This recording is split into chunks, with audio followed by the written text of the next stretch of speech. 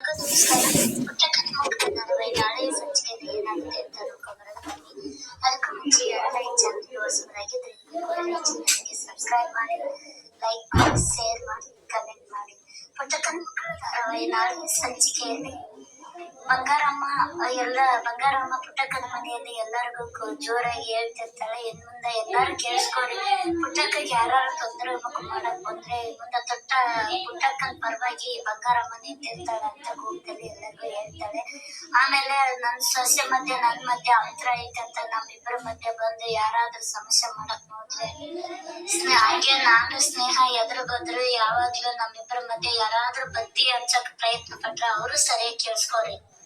ಸ್ನೇಹ ನನ್ ಮಗಳಿದ್ದಂಗೆ ಅವಳ ವಿರುದ್ಧ ಯಾರಾದ್ರೂ ನನ್ ಮುಂದೆ ಮಾತಾಡ್ಬೇಕು ಅಂದ್ರೆ ಅವಳು ಶಾನೆ ಹುಷಾರಾಗಿರ್ಬೇಕು ಅಂತ ಬಂಗಾರಮ್ಮ ಕೂಗ್ತದೆ ಎಲ್ಲರ ಮುಂದೆ ಹೇಳ್ತಿರ್ತಾಳೆ. ಈ ಕಡೆ ರಾಧಾಗೂ ಮತ್ತೆ ರಾಜಾಗೂ ತುಂಬಾ ಕೋಪ ಬರ್ತಿರುತ್ತೆ.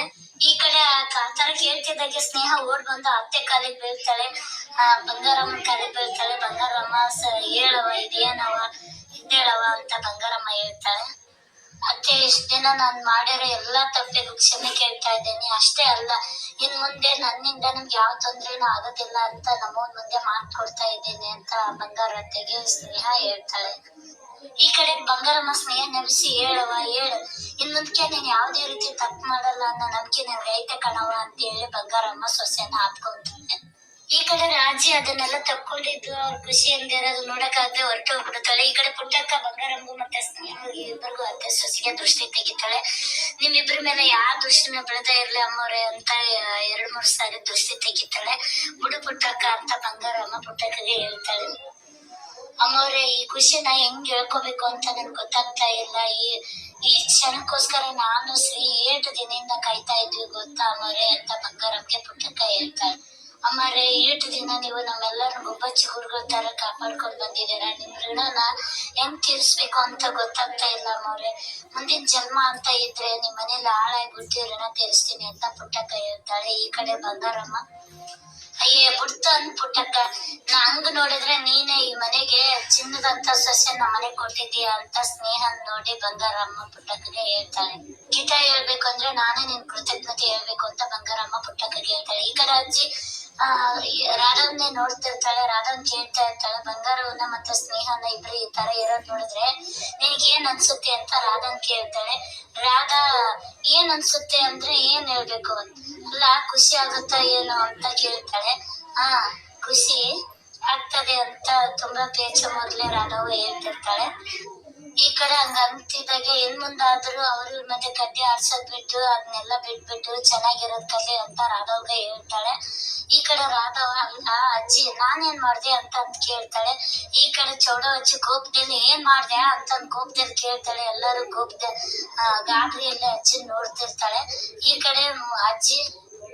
ಕಡೆ ಚೌಡವಜ್ಜಿ ಮಾತು ಬದಲಾಯಿಸಿ ಸ್ನೇಹ ಹೇಳ್ತಾಳೆ. ಸ್ನೇಹ, ನಿಮ್ಮ ಅತ್ತೆ ನಿನ್ನ ಸೊಸೆ ಅಂತ ಒಪ್ಕೊಂಡಳ ಖುಷಿಯಲ್ಲೇ ಮುಖ್ಯವಾದ ವಿಷಯನೇ ಮರ್ತ್ಬಿಟ್ಟಿದೆಯಲ್ಲ ಅಂತ ಸ್ನೇಹನ ಚೌಡವಜ್ಜಿಗೆ ಹೇಳ್ತಾರೆ. ಈ ಕಡೆ ಸ್ನೇಹ ಗಾಬರಿಯಲ್ಲಿ ನೋಡ್ತಿರ್ತಾಳೆ. ಗೊತ್ತಾಗ್ಲಿಲ್ವಾ, ನಾನೇ ಹೇಳ್ತೇನೆ ಇರು.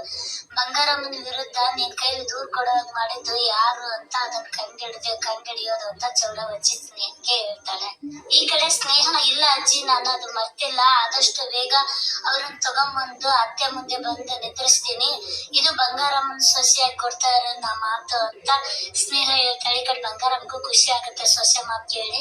ಈ ಕಡೆ ಅಲ್ಲ ಪುಟ್ಟಕ್ಕನ ಮನೆ ಹತ್ರ ನಿಂತಿರೋ ಎಲ್ಲಾ ಜನಗಳು ಖುಷಿಯಿಂದ ಹೇಳ್ತಿರ್ತಾರ. ಅಂತೂ ನಮ್ ಪುಟ್ಟಕ್ಕನ ಮುಖದಲ್ಲಿ ನಗು ನೋಡೋಗಾಯ್ತು ಅಂತ ಅಲ್ಲಿರೋ ಒಬ್ಬ ಹೆಂಗ್ಸಿ ಹೇಳ್ತಾಳೆ. ಇನ್ನೊಬ್ಬ ಮನುಷ್ಯ, ಅಂತೂ ಇಂತೂ ಬಂಗಾರಮ್ಮನವರು ತುಂಬಿದ ಕೊಡ ತುಳ್ಕೋದಿಲ್ಲ ಅನ್ನೋದು ಮತ್ತೊಮ್ಮೆ ಸಾಬೀತಾಯ್ತು ಅಂತ ಆ ವ್ಯಕ್ತಿಯನ್ನು ಬಂಗಾರಮ್ಮನ ಹೊಗಳ್ತಿರ್ತಾರೆ. ಈ ಕಡೆ ಎಲ್ಲಾ ಜನಗಳು ಹಾರೈಸ್ತಾರೆ, ಇವ್ರ ಸಂಸಾರ ಆಲಿಜಿ ಅನ್ನಂಗಿರ್ಲಿ ಅಂತ ಹಾರೈಸ್ತಾರೆ. ಈ ಕಡೆ ಇದನ್ನೆಲ್ಲ ಕೇಳಿ ರಾಧಾಗೆ ತುಂಬಾ ಕೋಪ ಬಂದಿರುತ್ತೆ.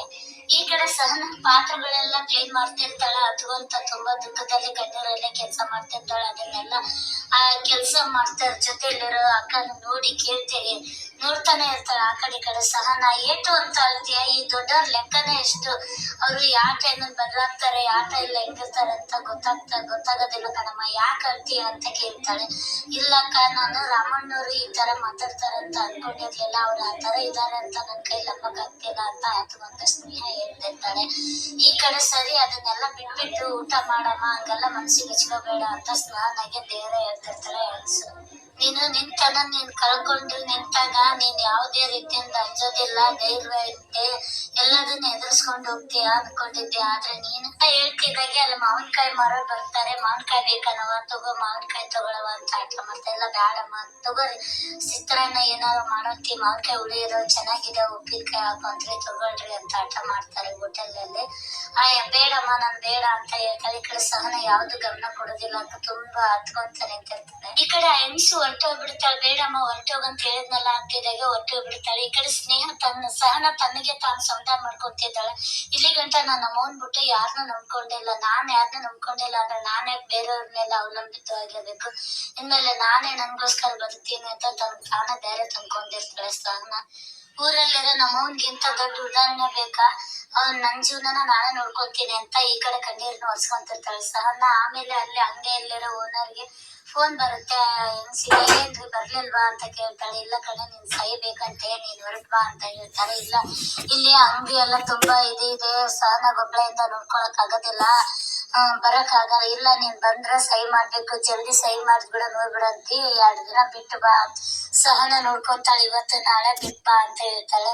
ಆಯ್ತು ಬರ್ತೀನಿ ಅಂತ ಹೇಳಿ ಫೋನ್ ಕಟ್ ಮಾಡ್ತಾಳೆ. ಈ ಕಡೆ ಸಹನಾಗೆ ಹೇಳ್ತಾಳೆ, ಹಿಂಗಮ್ಮ ನಾನು ಊರ್ಗ್ ಹೊರಡ್ಬೇಕು, ಇವತ್ತು ನಾಳೆ ನೀನೇ ಅಂಗಡಿ ನೋಡ್ಕೊಳಮ್ಮ, ಮೊಸರು ನಾಳೆ ಯಾವ್ದಾದ್ರು ಒಂದು ರೈಸ್ ಬಾತು, ಮೊಸರು ಬಜ್ಜಿ ಏನಾದ್ರು ಮಾಡ್ಬಿಡಮ್ಮ, ಇವತ್ತು ನಾಳೆ ಹೇಗಾದ್ರು ಮಾಡಿ ನೋಡ್ಕೊ, ನಾ ಬೇಗ ಕೆಲಸ ಮುಗಿಸ್ಕೊಂಡ್ ಬರ್ತೀನಿ ಅಂತ ಹೆಂಗ್ಸು ಸಹನಾಗೆ ಹೇಳ್ತಾಳೆ.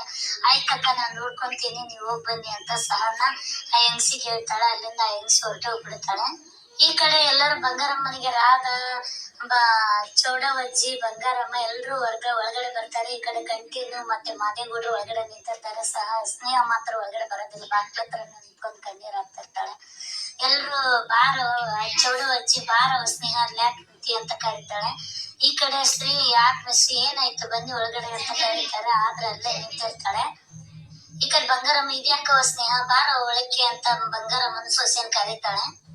ಈ ಕಡೆ ಶ್ರೀ ಮಾತಾಡಿಸಿದಾಗ ಸ್ನೇಹ ಹೇಳ್ತಾಳ, ಅದೇ ಶ್ರೀ ನೀ ಅವತ್ತು ನನ್ಗೆ ಬಲವಂತ ತಾಳಿ ಕಟ್ಕೊಂಡು ಈ ಮನೆಗ್ ಕರ್ಕೊಂಡ್ ಬಂದಾಗ ಈ ಮನೆಗ್ ಬರೋದೇ ಒಂದು ದೊಡ್ಡ ಶಿಕ್ಷೆ ಅಂತ ನಾನ್ ಅನ್ಕೊಂಡ್ ಬಂದೆ, ನಿಮ್ಮೆಲ್ಲರಿಗೂ ತುಂಬಾ ನೋವು ಕೊಟ್ಬಿಟ್ಟೆ ಅಂತ ಸ್ನೇಹ ಹತ್ಕೊಂತ ಏನೋ ಮಾತು ಮುಂದುವರಿಸ್ತಾ ಇರ್ತಾಳೆ.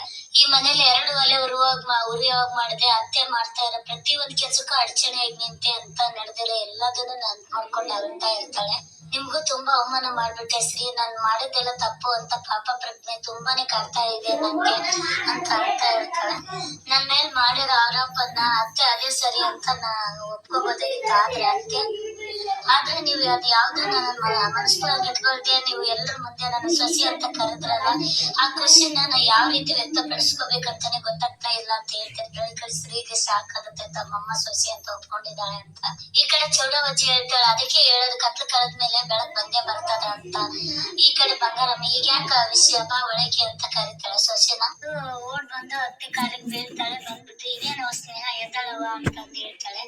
ಇವತ್ತು ಈ ಮನೆ ಸೊಸೆ, ಈ ಬಂಗಾರಮ್ಮ ಸೊಸೆ ಅಂತ ಹೇಳಕ್ಕೆ ನಂಗೆ ತುಂಬಾನೇ ಹೆಮ್ಮೆ ಆಗ್ತಾ ಇದೆ ಅಂತ ಬಂಗಾರಮ್ಮ ಮುಂದೆ ಹೇಳ್ತಿರ್ತಾಳೆ. ಬಂಗಾರಮ್ಮ ಎಬ್ಸ್ಬಿಟ್ಟು ಕಣ್ಣೀರ್ ಒರೆಸ್ತಿರ್ತಾಳೆ ಸೊಸೆನ. ಈ ಕಡೆ ಸ್ನೇಹ ಕೇಳ್ತಾಳಂತೆ, ನಿಮ್ಗೆ ಚೂರುನು ನನ್ ಮೇಲೆ ಕೋಪ ಇಲ್ವಾ ಅಂತ ಕೇಳ್ತಾಳೆ. ಇತ್ತು, ಆದ್ರೆ ನಿನ್ ಮೇಕಲ್ಲ, ನಿನ್ನಲ್ಲಿರೋದು ದುಡ್ಕತನಕ್ಕೆ ನಿನ್ ಮೇಲೆ ಕೋಪ ಇತ್ತು ಅಂತ ಬಂಗಾರಮ್ಮ ಸ್ನೇಹಗೆ ಹೇಳ್ತಾಳೆ. ಆದ್ರೆ ನೀ ಪುಟ್ಟಕ್ಕನ್ ಮಗಳಾಗಿ ಇದನ್ನೆಲ್ಲ ಅರ್ಥ ಮಾಡ್ಕೊಳಕ್ಕೆ ಈಟ್ ದಿನ ಆಯ್ತಲ್ಲ ಅನ್ನೋದೇ ಆಶ್ಚರ್ಯ ಅಂತ ಬಂಗಾರಮ್ಮ ಹೇಳ್ತಾಳೆ. ಈ ಕಡೆ ಮತ್ತೆ ಸ್ನೇಹ ಅದೇ ಕ್ವಶನ್ ಕೇಳ್ತಿರ್ತಾಳೆ, ಮತ್ತೆ ನೀವು ನಿಜವಾಗ್ಲೂ ನನ್ನ ಸೊಸೆ ಅಂತ ಒಪ್ಕೊಂಡಿದ್ದೀರಾ ಅಂತ. ಜಿಟ ಹೇಳ್ಬೇಕು ಅಂದ್ರೆ ನೀನ್ ಶಾಣೆ, ವಿದ್ಯಾವಂತೆ, ಬುದ್ಧಿವಂತೆ, ಎಲ್ಲ ವಿಚಾರದಲ್ಲೂ ತುಂಬಾ ಜಾಣೆ ಅಂತಂದು ಬಂಗಾರಮ್ಮ ಹೊಗಳ್ತಾ ಇರ್ತಾಳೆ. ನನಗೆ ಇದು ಯಾವ್ದು ಸೊಸೆಯಾಗಿ ಬೇಕಾಗಿದ್ದಿಲ್ಲ ಕಣವ, ನೀನ್ ಪುಟ್ಟಕ್ಕನ ಮಗಳಾಗಿ ಮಾತ್ರ ಇಲ್ಲಿ ಬಂದಿದ್ರೆ ಸಾಕಾಗಿತ್ತವ ಅಂತಂದು ಹೇಳ್ತಾಳೆ ಬಂಗಾರಮ್ಮ. ಈ ಕಡೆ ತುಂಬಾ ಖುಷಿ ಆಗುತ್ತೆ ಸೊಸೆಗೆ.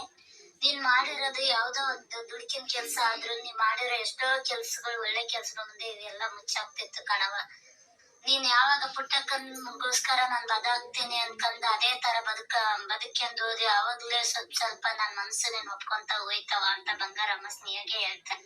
ನಾನು ನಿನ್ ಮೇಲಿರೋ ಕೋಪಕ್ಕೆ, ನಿನ್ ಮೇಲಿರೋ ತಪ್ಪಾಯ್ತು, ನೀ ತಪ್ಪು ಮಾಡಿದ್ಯ ಅಂತ ಅಲ್ಲಿ ಬರ್ಲಿಲ್ಲವ, ನಾ ಅಲ್ಲಿರೋ ವಿಚಾರ ತಿಳ್ಕೊಬೇಕಾಗಿತ್ತು. ರಾಧಾಗ ಇಷ್ಟು ಇಷ್ಟೊಂದು ಮನ್ಸಿಗೆ ನಾಟವಾಗಿ ಆ ರಾಜವ್ವ ಹೇಳಂದ್ರೆ ಅಲ್ಲಿ ಏನ್ ನಡೀತಿದೆ ಅಂತ ನಾನ್ ತಿಳ್ಕೊಬೇಕಾಗಿತ್ತು, ಅದಕ್ ಬಂದಿದ್ದೆ ಅಂತ ಬಂಗಾರಮ್ಮ ಸ್ನೇಹಗೆ ಹೇಳ್ತಾಳೆ. ಅದಕ್ಕೆ ಪತ್ರ ಬಿಟ್ಕೋ ನೆಪದಾಗೆ ನಿಮ್ ಮನೆಗ್ ಬಂದೆ, ಅಲ್ಲಿ ಹೋಗಿಂದ ನಿಜ ಏನು ಅಂತ ಗೊತ್ತಾಯ್ತು ಅಂತ ಹೇಳ್ತಾಳೆ.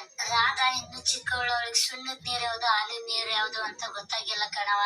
ಅವಳು ಈ ಮನೆಗ್ ಒಳ್ಳೇದಾಗ್ಲಿ ಅಂತ ಮಾತ್ರ ಬಯಸ್ತಾಳೆ ಅಂತ ರಾಧನ್ ಬಗ್ಗೆ ಬಂಗಾರಮ್ಮ ಹೇಳ್ತಿರ್ತಾಳೆ. ಈ ಕಡೆ ಅಜ್ಜಿ ಕೋಪ ಬಂದಿರುತ್ತೆ ರಾಧನ್ ನೋಡಿ.